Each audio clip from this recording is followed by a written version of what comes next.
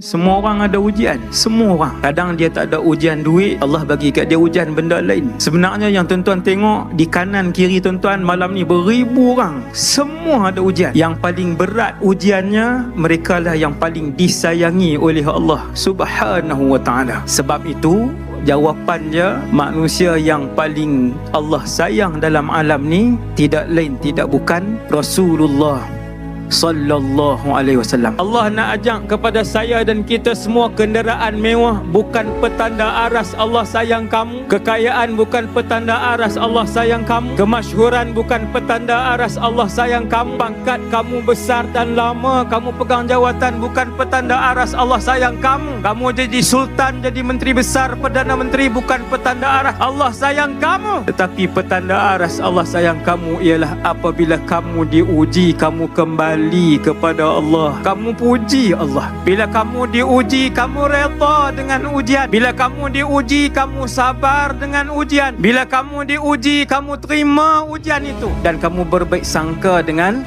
Allah Subhanahu wa ta'ala. Sebab tu baca sirah banyak-banyak.